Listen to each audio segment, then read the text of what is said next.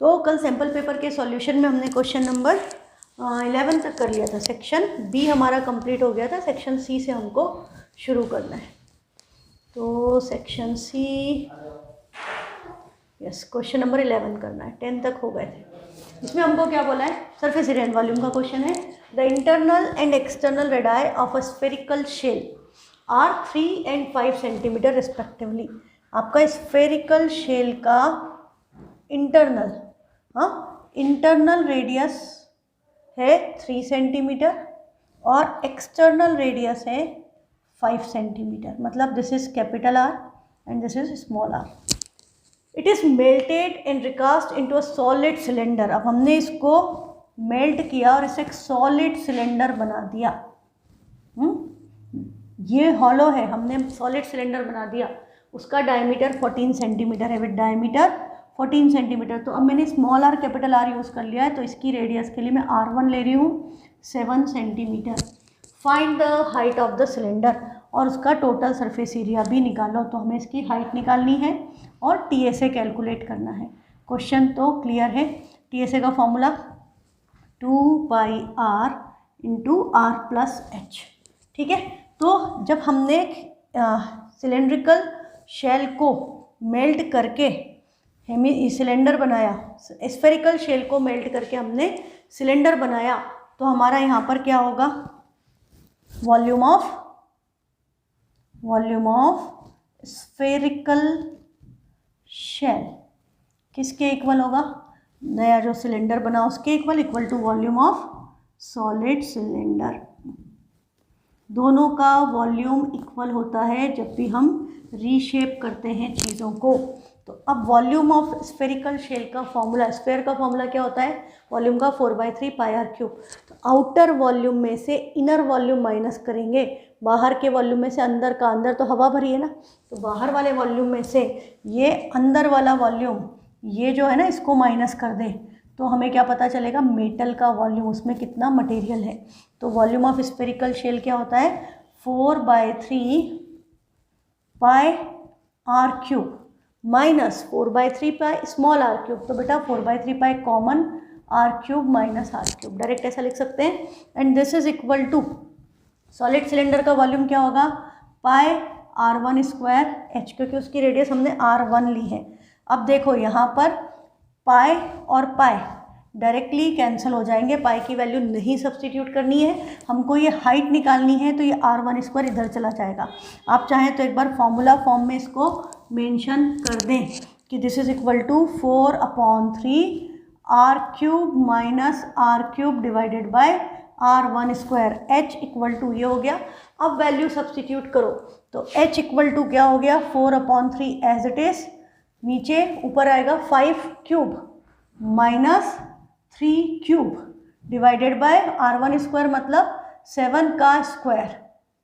हाँ, अभी मैंने ऐसे लिख दिया। तो वैल्यू क्या हो गई, 4/3 × 7 का स्क्वायर क्या हुआ, 49, 5 का क्यूब 125, 3 का क्यूब 27, 125 में से 27 माइनस किया, क्या बचेगा, 4 और 4, ये सब कुछ भी कैंसिल नहीं हो रहे, 4/3 × 49 मल्टीप्लाइड बाय 25 गए, 98 बचेगा। 49 2 ज़ा 98, 4 2 ज़ा 8/3। तो हाइट हमारी क्या आ गई, 8/3 सेंटीमीटर, है ना। तो हाइट आ गई 8/3 सेंटीमीटर। और अब हम इसको डिवाइड करेंगे तो 3 2 ज़ा 6 बचेगा 2, 2:2/3 सेंटीमीटर लिख सकते हैं, या डिवाइड करते हैं डेसिमल में लिखते हैं तो 3 6 ज़ा 18, 2.666 आएगा, तो उसको अप्रॉक्सीमेटली 2.67 सेंटीमीटर हाइट लिख सकते हो। ये आपका हाइट आ गई। अभी हमें इसको वॉल्यूम निकालना है, सॉरी टोटल सरफेस एरिया निकालना है। तो टोटल सरफेस एरिया का फॉर्मूला था 2π 22/7, रेडियस है 7 और रेडियस 7 प्लस हाइट अब मैं यहाँ पर फ्रैक्शन वाली ले रही हूँ 8/3। तो देखो 7 7 तो कैंसल, 22 2 ज़ा 44, 7 3 ज़ा 21 प्लस 8 डिवाइडेड बाय 3, कोई फ़ायदा नहीं हुआ क्योंकि कैंसिल नहीं हो रहा बाहर से। तो 44 × 29/3 मल्टीप्लाई करें या डिवाइड कर लें एक ही बात है। तो हमने यदि इसको मल्टीप्लाई ये डिवाइड कर दिया तो 3 9 27 बचेगा 2, तो वही 9.67 आएगा। फिर 44 से मल्टीप्लाई कर दें तो 9.67 मल्टीप्लाइड बाय 44, 4 7 28 बचेगा 2, 24 और 2 26 बचेगा 2, 9 4 36 और 2 38। फिर क्रॉस 3 8 6 8 8 14 14 और 1 15 8 4 12 4 और decimal 2 places 425.48 centimetre square. This is the total surface area of this cylinder. ठीक है, हमारा दोनों क्वेश्चन दोनों पार्ट्स हो गए।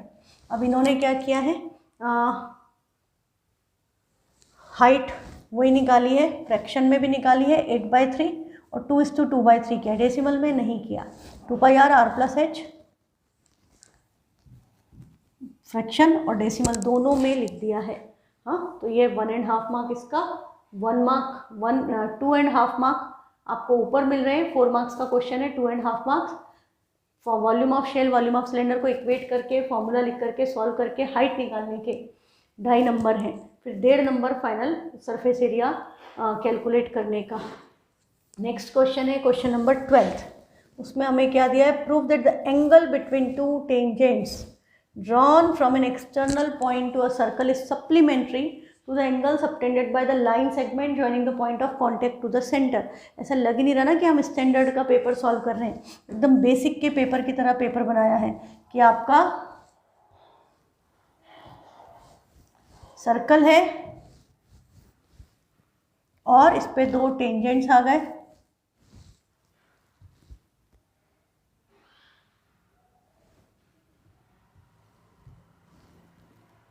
अब ये सेंटर से ज्वाइन करने वाली लाइन के साथ ये एंगल्स जो हैं ये सप्लीमेंट्री है, ये आपको प्रूव करना है। Angle between the two tangents drawn from an external point, external point P बोल दिया, ये A, ये B, ये O।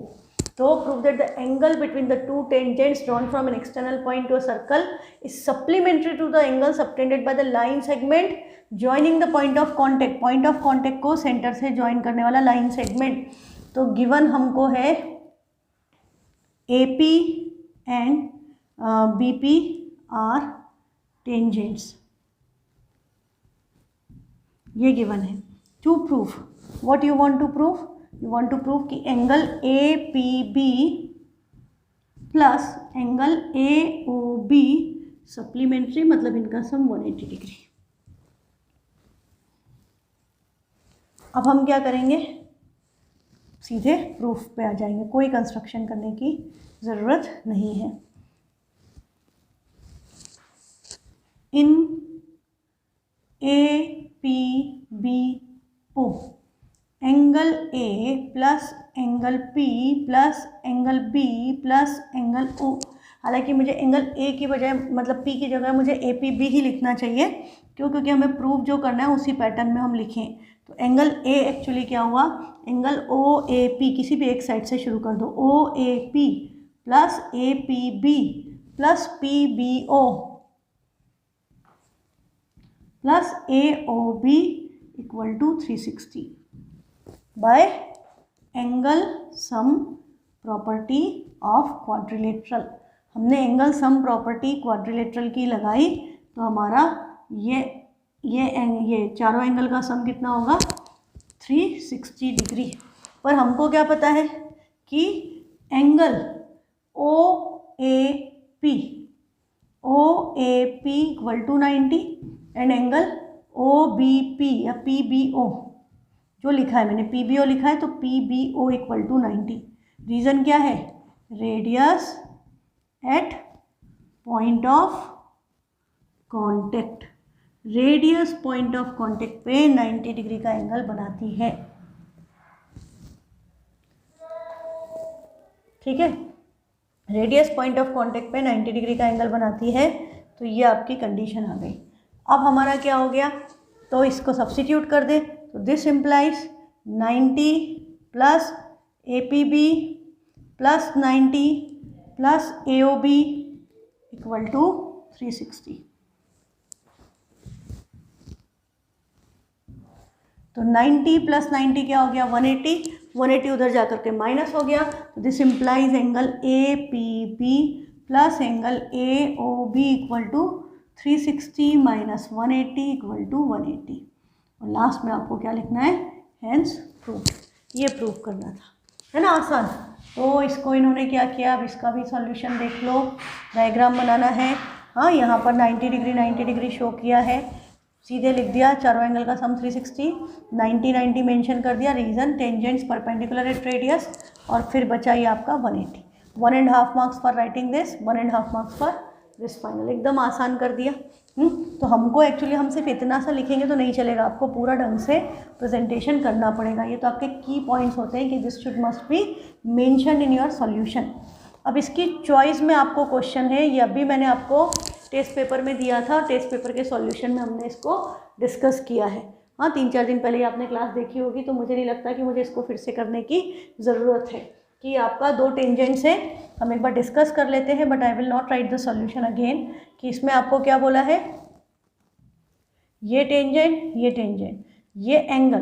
तो हमने यदि इस एंगल को अज्यूम कुछ भी नहीं किया, सिंपल हमने क्या किया था, ये length of tangent from same point two circle is equal, ये दोनों साइड इक्वल हैं, तो ये एंगल और ये एंगल आपस में क्या हो गए, इक्वल। ट्राइंगल में angle opposite to equal sides are equal, तो ये दोनों एंगल इक्वल है, हमने इनको एक्स एक्स ले लिया। फिर हमने इस ट्राइंगल में क्या लगाई, angle sum property of triangle. तो angle P T Q plus X equal to क्या हो गया, 180। तो 2x equal to 180 minus angle P T Q हुआ। तो x की वैल्यू 2 से डिवाइड करेंगे तो 90 minus half of angle P T Q, ये आ गई। अब हमने यहाँ पर देखा तो ये तो रेडियस है और ये पॉइंट ऑफ कांटेक्ट है, तो ये एंगल तो 90 है, तो हमारा एंगल ओ पी टी तो 90 है। तो एंगल ओ पी टी की वैल्यू 90 डिग्री है। क्यों, रीज़न क्या हो गया, radius at point of contact. तो यहाँ पर हम इसकी जगह पर OPT को हम क्या लिख सकते हैं, एंगल OPQ प्लस एक्स। तो एंगल OPQ प्लस एक्स की वैल्यू 90 हो गई, और x की जगह हम क्या लिख देंगे, 90 माइनस हाफ ऑफ PTQ। तो angle OPQ plus 90 minus half of angle PTQ equal to 90, plus 90 minus 90 cancel, half उधर गया, 2 इधर आ गया, तो 2 times angle OPQ equal to angle PTQ, hence proved. हाँ, तो बस ये सॉल्यूशन आपको एकदम एज इट इज़ कर देना है। जैसे कहाँ गया इसका सॉल्यूशन, अच्छा मैं आगे आ गई, ओके, ये रहा। इसको इन्होंने NCERT की तरह कर दिया, एंगल थीटा या आइसोसेलेस ट्रायंगल डायरेक्ट लिख दिया। तो ये एंगल इक्वल है, तो half of 180 minus theta, 90 minus theta by 2। अब ये एंगल 90, रीजन क्या होगा, radius at point of contact, तो ये एंगल 90 OPT माइनस OPTPQ, तो 90 माइनस ये रखा, ये कैंसिल, थीटा बाई 2, 2 इधर आ गया, तो 2 टाइम्स एंगल OPQ। ये अच्छा लगे ये कर लो, हाँ, NCERT वाला अच्छा लगे वो कर लो। बाकी मेरे ख्याल से मैंने आपको इसको ठीक बताया है solution, easy to learn. Next question है केस स्टडी आपके 11। अब इसमें आपको देखो चॉइस यहाँ पर आ गई, 4 मार्क्स में एक चॉइस थी, टेंजेंट टू सर्कल्स में आपको चॉइस मिल गई। अब आपका केस स्टडी 1, केस स्टडी 1 में वो क्या कह रहा है कि trigonometry in the form of triangulation forms the basis of navigation. Trigonometry को ट्राइंगल के फॉर्म में बना ले तो नेविगेशन का बेसिस है, whether it is by land, sea or air. GPS, हाँ, और radio navigation system helps to locate our position on earth with the help of satellite. A guard station at the top of a 240 meter tower. अब आपके काम का portion यहाँ शुरू हो गया है कि गार्ड स्टेशन है 240 मीटर ऊपर टावर पे, वो ऑब्जर्व कर रहा है कि unidentified board coming towards it. A clinometer or inclinometer is an instrument used for measuring angles or slopes. The guard used the clinometer to measure the angle of depression of the boat coming towards the lighthouse and found it to be 30 degree. उसने angle देखा तो उसका angle कितना था, 30 degree. ये आपका light house है, एक बंदा यहाँ पर खड़ा होकर के मेजर कर रहा है कि कोई बोट आ रही है, उसका एंगल ऑफ डिप्रेशन यहाँ पर बनेगा, angle of depression is 30 degree यहाँ पर बना। तो ये आपकी बोट की पोजीशन हो गई। ये हाइट हमको क्या गिवन है, 240 मीटर। अब आगे क्या बोला है, लाइट हाउस में make a labeled figure on the basis of the given information and calculate the distance of the boat from the foot of the observation tower। कि भाई ये जो जानकारी दी है इससे आप इसका डायग्राम बनाओ और फिर उसका डिस्टेंस कैलकुलेट करो। तो अब हमें लाइट हाउस बनाने की ज़रूरत नहीं है, हम सिंपली क्या करेंगे,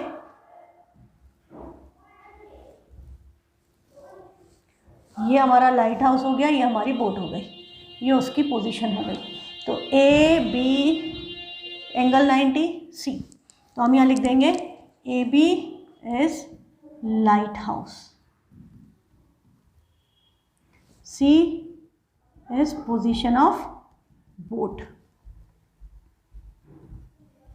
सी बोट की पोजीशन है और एंगल ऑफ डिप्रेशन था, तो एंगल ऑफ डिप्रेशन यहाँ पर बनेगा, स्ट्रेट लाइन इधर जाएगी। ये एंगल कितना दिया था, एंगल ऑफ डिप्रेशन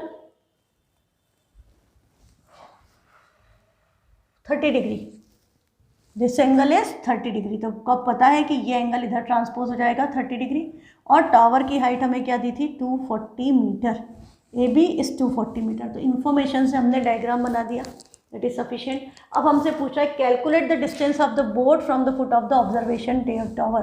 तो हमको फाइंड क्या करना है, हमको फाइंड करना है बी सी, ये डिस्टेंस कैलकुलेट करना है। तो हम इस ट्राइंगल में, अब एक ही ट्राइंगल है तो हम इसमें लगा दें, क्या लगाएंगे, tan थीटा। इस डिस्टेंस को हमने x मान लिया। तो in triangle A B C tan 30 equal to A B upon B C, पहले फॉर्मूले के टर्म में लिखा, फिर वैल्यू सब्सटीट्यूट करेंगे। तो tan 30 A B upon B C, tan 30 1/√3 होता है, ए बी हमारा 240 है, बी सी हमें कैलकुलेट करना है, बी सी को हमने x लिखा है, तो I will write x here. Cross multiplication, x की वैल्यू क्या आ गई, 240√3 यूनिट क्या हुई, मीटर। तो distance from the foot of the tower to of the boat is 240 metre. First part of the question complete. Second part में बोल रहा है कि आफ्टर 10 मिनट्स, 10 मिनट बाद गार्ड ने देखा कि boat was approaching the tower and its distance from tower is reduced by, उसका डिस्टेंस कितना कम हो गया, 240√3 - 1 मीटर कम हो गया है। तो जो अभी डिस्टेंस है उसमें से इतना डिस्टेंस माइनस करेंगे तो अब कितना डिस्टेंस बचा, कि भाई पहले ये पोजीशन थी और अभी बोट इधर आ गई तो ये पोजीशन हो गई। तो इस डिस्टेंस में से इतना डिस्टेंस जो कम हुआ है दैट इज़ 240√3 - 1। ये जो डिस्टेंस यहाँ से बोट यहाँ आ गई वो डिस्टेंस हमारा क्या गिवन है, 240√3 - 1 मीटर।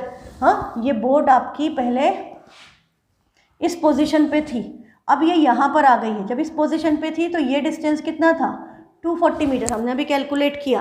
अब हमारी बोट यहाँ से यहाँ आ गई है, तो ये डिस्टेंस जो कम हुआ है वो दे रखा है 240√3 - 1 मीटर। तो हम इसमें से, ओरिजिनल डिस्टेंस में से ये माइनस कर दें तो हमें क्या मिलेगा, तो हमें ये वाला डिस्टेंस मिल जाएगा कि अब कितना डिस्टेंस बचा है। फिर पूछ रहा है कि what was the new angle of depression, कि भाई जब ऐसा हो गया तो ये एंगल ऑफ डिप्रेशन बताओ। तो हम ये एंगल कैलकुलेट कर सकते हैं, फिर यही एंगल उधर ट्रांसपोज हो जाएगा। ठीक है, तो कंसेप्ट समझ में आ गया। तो चलो कंटिन्यू करते हैं। अब हमारा इतना पार्ट तो हो गया, तो अब न्यू डिस्टेंस, हाँ ये डिस्टेंस में मान लो कि अब न्यू पोजीशन हमारी बोट की क्या हो गई, ये वाली। तो अब बोट यहाँ पर आ गई है, ये एंगल हमें पता नहीं, हमने इसको ले लिया थीटा, तो ये एंगल भी क्या हो गया, थीटा। तो B, इस पॉइंट को सपोज P बोला, तो BP इक्वल टू क्या होगा, BC minus PC, BC minus PC, और PC हमें क्या गिवन है, 240√3 - 1। तो BC तो हमारा 240 है, तो 240√3 है, 240√3 माइनस 240√3 - 1। इसको सॉल्व करें तो ये क्या हो रहा है, 240√3, ब्रैकेट ओपन करेंगे, साइन आया माइनस, 240 को मल्टीप्लाई किया √3 से, फिर माइनस माइनस हो गया प्लस, 240 मल्टीप्लाइड बाय 1 इज 240, 240√3 से माइनस 240√3 कैंसिल हो गया। तो अब ये डिस्टेंस कितना बचा, 240 मीटर। तो ये BP जो है अब आपका 240 मीटर आ गया। अब हम ये वैल्यू यहाँ पर सब्सटीट्यूट कर दें कि ये वैल्यू अब हमारी क्या हो गई, 240 मीटर, और ये भी क्या है 240 मीटर। तो आंसर तो आप समझ ही गए, परपेंडिकुलर और बेस इक्वल हैं, मतलब 10 की वैल्यू क्या होगी 1, 10 की वैल्यू 1 है, मतलब एंगल क्या हुआ 45 डिग्री। तो हम निकालेंगे tan theta equal to A B upon B P. तो tan theta equal to 240 upon 240 equal to 1। तो tan theta equal to 1045। This implies theta is 45 degree. Solution तो ढंग से करना। समझ, भले ही हम गए कि भाई आंसर ही आ रहा है, 1 मार्क का क्वेश्चन नहीं है, क्वेश्चन 4 मार्क्स का। Presentation should be according to that. तो ये आपने ऐसा किया तो न्यू एंगल क्या आ गया, 45 डिग्री। तो ये आपकी केस स्टडी फर्स्ट कंप्लीट हो गई। इसका सॉल्यूशन ये केस स्टडी 1 डायग्राम बनाया, 1 मार्क। इसको सॉल्व करके उसकी हाइट निकाली, डिस्टेंस निकाला 240√3, 1 मार्क। फिर डिस्टेंस वापस जो नया डिस्टेंस है 240 मीटर बचा जो वो निकाला, 1 मार्क।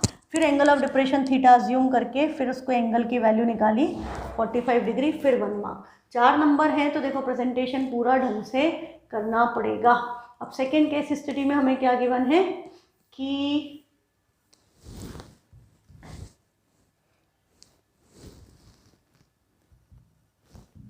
केस स्टडी 2 में हमें गिवन है कि pushups are fast and effective exercise for building strength.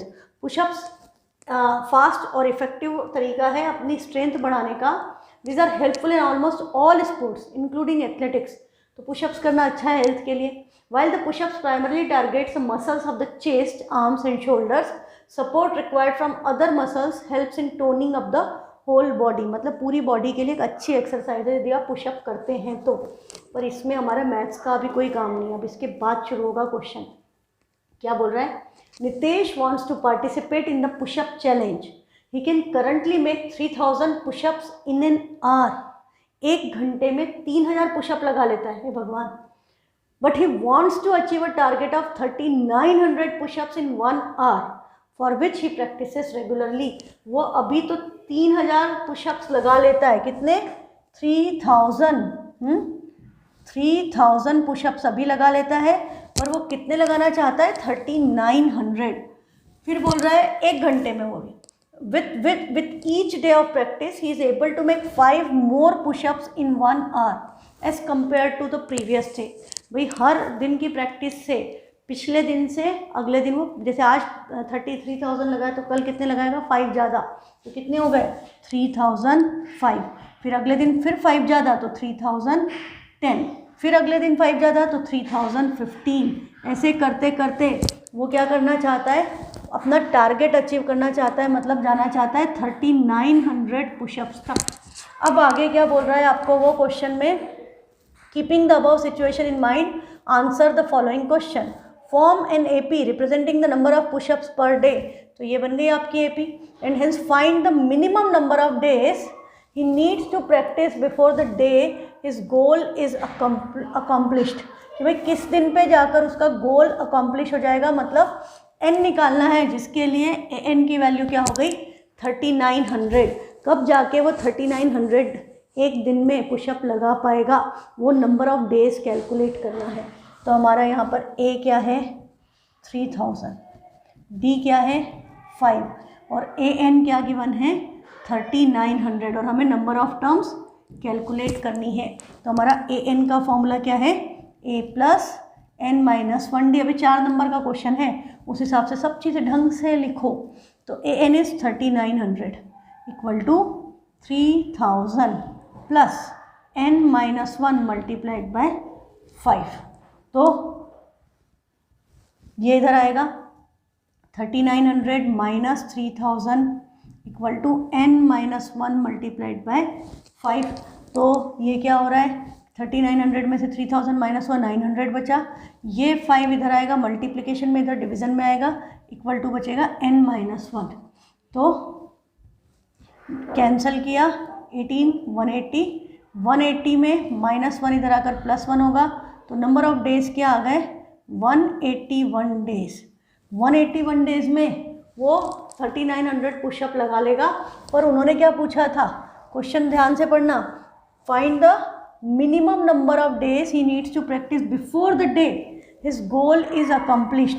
उसका गोल तो 181 डेज में पूरा हुआ, तो उसके पहले वाला दिन, तो आंसर क्या आएगा 180 डेज में 180 डेज में उसका गोल, मतलब उसके एक दिन पहले 180 डे होगा, है ना। एक बार इसका सॉल्यूशन भी अपन साथ में देख लेते हैं। 180 आएगा, एक दिन पहले का पूछा है, तो minimum number of days of practice, कितने दिन प्रैक्टिस के लगे, n-1 180 डेज। 181 डे पे तो वो कर पाया, जितने पुशअप उसको करना था वो कर पाया, पर उसको टाइम कितना लगा, 180 डेज लगे टू अचीव दैट स्टेटस। हाँ, फिर पूछ रहा है find the total number of pushups perform by Nitesh up to the day his goal is achieved. जिस दिन उसका गोल अचीव हुआ तब तक उसने कितने पुशअप्स किए वो निकालो। तो गोल कौन से दिन पे अचीव हुआ, 181 डे पे, तो हमें क्या निकालना है, इनका सम। तो सम का फॉर्मूला हम कौन सा यूज़ करेंगे, Sn equal to n/2 a plus an, Sn equal to n/2 a plus an, क्योंकि हमें पता है 181 डेज लगे, डिवाइडेड बाय 2। फर्स्ट डे उसने कितने किए थे, 3000, लास्ट डे उसने कितने किए, 3900। तो टोटल पुशअप्स कितने किए, 181/2, इसको नहीं कैंसिल करेंगे, ये कैंसिल होगा, ये ऐड करेंगे 6900, 2 से कैंसिल होगा, 2 3 ज़ा 6, 2 4 ज़ा 8, बचेगा 150। 3450 को मल्टीप्लाई करें 181 से, तो 3450 इंटू 181, तो 3450 क्रॉस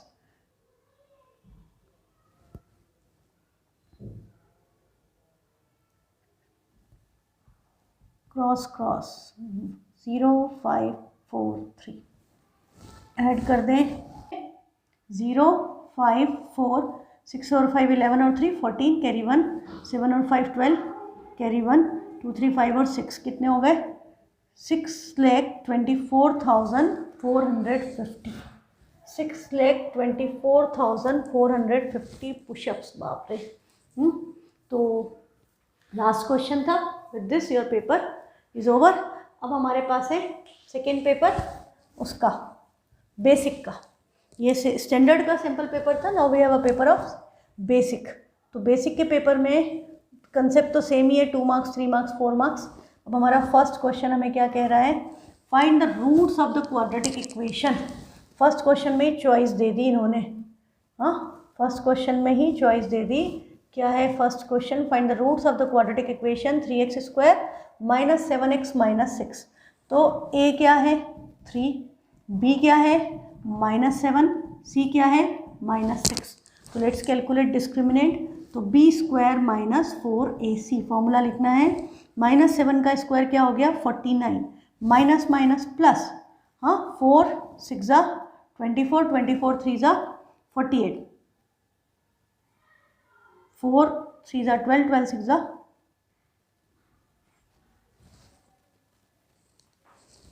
4ac। तो b² - 4ac 72 आएगा, 72, क्या कर रही हूँ मैं, 72 आएगा। मुझे वही लग रहा था 6 3 ज़ा 18, 18 4 ज़ा 72 होता है, तो ये आ गया +72। तो 72 और ये ऐड हुआ, 9 और 2 11, कैरी 1, 7 और 4 11 और 1 12, 121 आया। 121 किसका स्क्वायर है, 11 का। तो रूट डी की वैल्यू क्या आ गई 11। अब हम निकालेंगे x इक्वल टू, तो x equal to -b plus minus root D upon 2 है, फॉर्मूला लिखेंगे। तो माइनस माइनस +7 हो गया, प्लस लिखने की ज़रूरत नहीं है, तो सिंपली 7 + -11 अपॉन 2 × 3, ठीक है। अब हम इसको सॉल्व करें तो वैल्यू क्या आ गई, एक बार लेंगे पॉजिटिव साइन, तो 7 + 11/6 दैट इज़ 18/6, आंसर आया 3। एक बार हम लेंगे नेगेटिव साइन, तो 7 - 11/6 इट इज़ -4/6, तो आंसर क्या आ गया -2/3। तो x की वैल्यू है या तो 3 या -2/3। अब ये वर्ड प्रॉब्लम नहीं है तो दोनों सॉल्यूशन लिखना है, हाँ नॉर्मल क्वेश्चन है, दोनों सॉल्यूशन लिखना। ये मत करना कि नेगेटिव छोड़ दिया, यहाँ पे हमको नेगेटिव डिस्कार्ड नहीं करना है, क्योंकि वर्ड प्रॉब्लम में, वर्ड प्रॉब्लम नहीं है, इक्वेशन है सिंपल। वर्ड प्रॉब्लम में होता है कि नहीं होगा कभी होगा। नेक्स्ट क्वेश्चन है find the value of k for which the equation has equal roots. तो हम क्या मेंशन करेंगे सबसे पहले, for equal roots discriminant equal to 0, that is B square minus 4ac की वैल्यू होती है 0। इक्वेशन को कंपेयर करेंगे, ए हमारा क्या है 3, बी क्या है k और c क्या है 3। सब्सटीट्यूट करा यहाँ पर तो 3 स्क्वायर माइनस 4 इंटू के नहीं B is 4 k sorry B is 3 B k है 3 स्क्वायर नहीं B square B is k तो k square minus 4 into 3 into 3 equal to 0 तो k square equal to 3 3 9 9 4 36 k 6 का स्क्वायर है तो k की वैल्यू क्या आएगी प्लस माइनस 6। दोनों साइन लिखना है यहाँ पर, एक नहीं लिखेंगे दोनों लिखेंगे, k की वैल्यू प्लस माइनस 6 आ जाएगी। नेक्स्ट क्वेश्चन है 3 cubes surface area and volume 3 cubes each of volume 64। अपना एनसीईआरटी का क्वेश्चन है, क्यूब का वॉल्यूम ए क्यूब होता है, volume of cube is A cube equal to 64 centimetre cube. 64 किसका क्यूब है 4 का, तो ए क्यूब 4 क्यूब है तो ए की वैल्यू क्या आ गई 4 सेंटीमीटर। अब हमने तीनों क्यूब को एंड टू एंड ज्वाइन किया है और हमको क्या बताना है, find the total surface area of the cuboid so obtain. तो ये देखो मैं बना देती हूँ, ये एक क्यूब है, दूसरा क्यूब दूसरे कलर का ले लेते हैं, ये दूसरा क्यूब और हमने इनको एंड टू एंड ज्वाइन कर दिया। Oh I can make a better one. देखो देखो देखो क्या करते हैं हम, fill colour yellow side line colour red.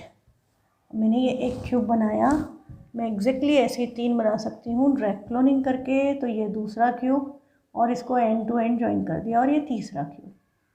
Now you can see cube की जगह एक्चुअली मेरे पास अभी स्क्वायर्स हैं, बट यू कैन अंडरस्टैंड कि इस केस में आपकी लेंथ ब्रेथ हाइट यहाँ हमारी L क्या हो गई, L क्या हो गई 3 टाइम्स 4, ये भी 4 ये भी 4 ये भी 4 ऐड हो गया तो 3 4 ज़ा 12 सेंटीमीटर। ब्रेथ अभी भी क्या है, ब्रेथ अभी भी 4 है और हाइट अभी भी 4 है और हमें क्या निकालना है TSA of the cuboid so obtain. तो TSA का फॉर्मूला क्या होता है, TSA is 2 times LB plus BH plus LH। Value substitute करेंगे 2 टाइम्स L हमारा 12 into 4 plus 4 into 4 plus 4 into 12, ये आएगा 2 टाइम्स 12 4 ज़ा 48 4 4 ज़ा 16, दिस इज अगेन 48। तो 2 टाइम्स 48 48 96 है ना, या 8 8 16 96 ही होता है, 8 8 16 और 6 22 कैरी 2 4 4 8 और 2 10 और 1 11 112 का डबल तो क्या आ गया 224 सेंटीमीटर स्क्वायर। नेक्स्ट क्वेश्चन है third, an inter house cricket match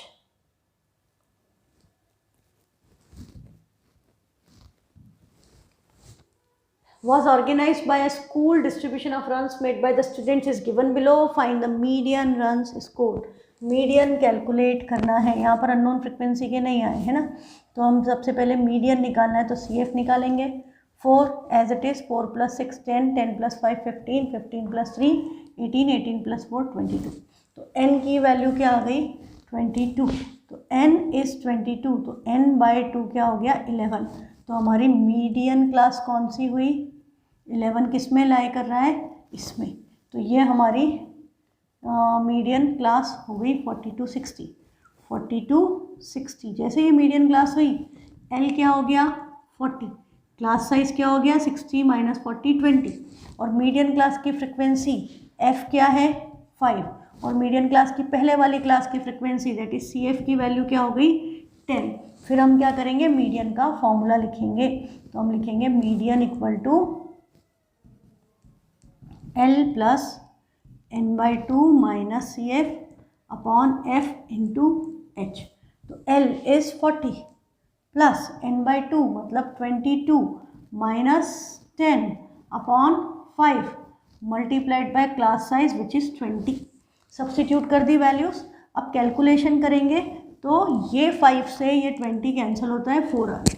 हाँ, 40 एज इट इज, 22 में से 10 माइनस हुआ तो क्या बचा 12, 12 4 ज़ा 48, 40 प्लस 48, आंसर क्या आएगा 88। तो median of this data is 88, ये करना है। नेक्स्ट है क्वेश्चन नंबर फोर्थ में हमें क्या गिवन है, find the common difference of the AP. Common difference निकालना है। If the first term changes to 6 and the common difference remains the same then write the new AP. Okay, हाँ फिर तो ठीक है। आपको बोला पहली एपी क्या दी है 4 9 14 और बोला है कि इसका कॉमन डिफरेंस, तो इसका डी क्या हो गया 5। अब बोल रहा है the first term changes to 6 and the common difference remains the same then write the new AP.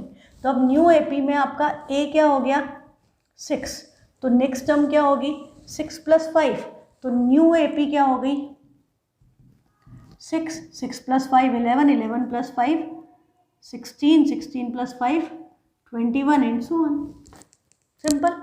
हाँ, आप चाहो तो ऐसे शो कर दो, a + d मतलब 6 + 5 दैट इज़ 11, a + 2d मतलब 6 + 10 that is 16 and so on. तो ये सिंपल क्वेश्चन है एकदम। इस बार लग रहा है कि बेसिक का पेपर बेसिक जैसा बनाया है। नेक्स्ट क्वेश्चन में बोला है the mode of the following frequency distribution is 38, find the value of x।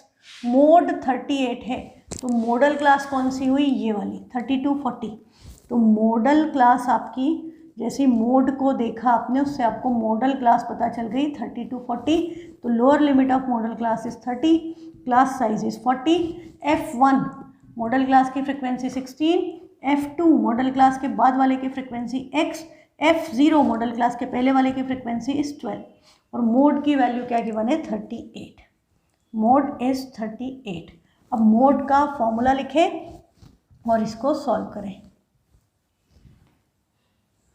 तो mode equal to L plus F1 minus F0 upon 2 times F1 minus F0 minus F2 multiplied by H।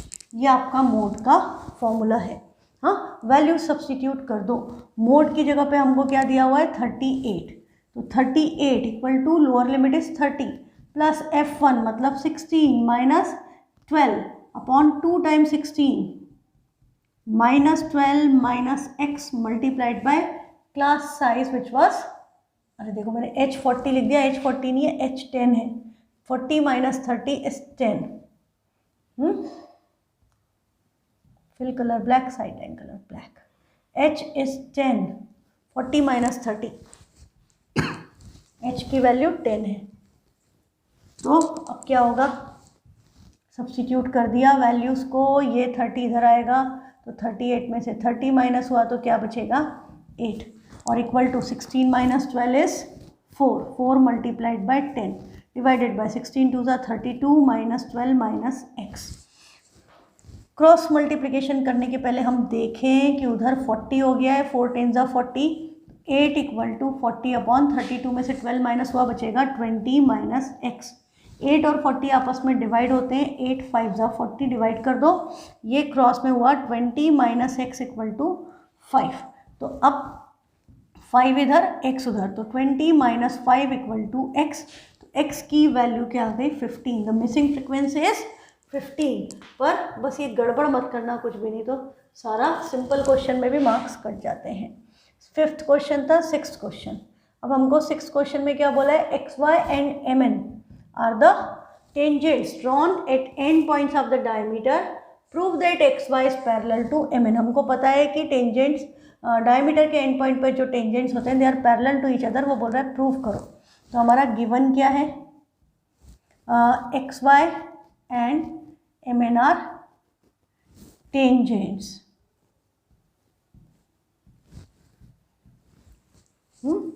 Circle का centre O है।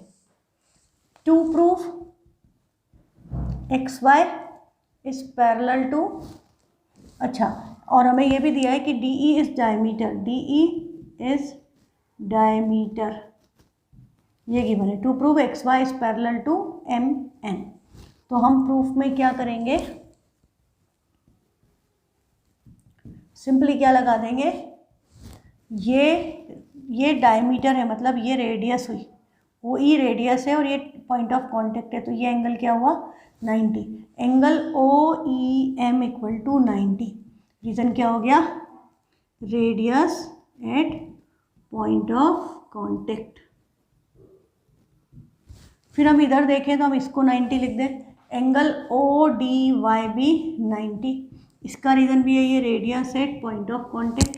तो this implies angle O E M और angle O D Y equal है, ये angle इसके equal है, पर ये क्या बना रहे हैं z। तो by converse of alternate interior angle, तो by converse of alternate interior angle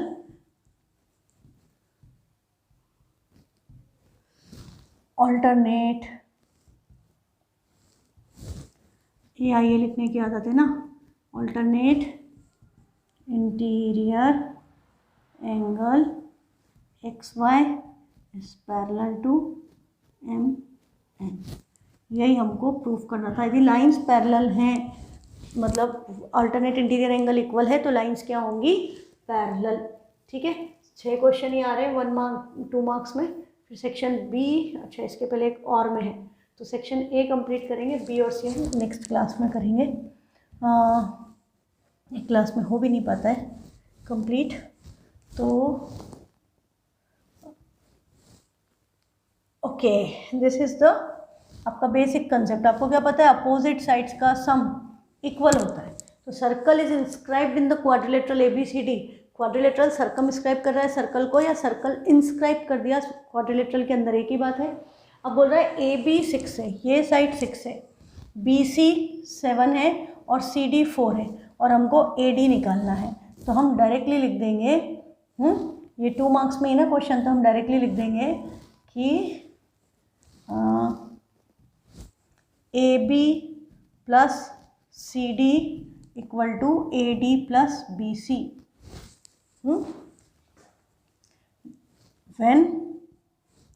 when circle is inscribed in quadrilateral, then AB plus CD equal to AD plus BC as length of tangent from same point to circle is equal। ये हमने किससे निकाला था, 4 बार ये theorem लगा के, length of tangent from same point two circle is equal. 4 number में आता तो हम उसको प्रूव करते, 2 नंबर में तो हम ऐसे डायरेक्टली कर देंगे। तो AB plus CD equal to AD plus BC में AB की वैल्यू क्या है 6 प्लस CD क्या है 4 equal to 7 plus x। 6 plus 4 10, 10 minus 7 3, x की वैल्यू क्या आ गई 3। तो this implies AD equal to 3 centimetre.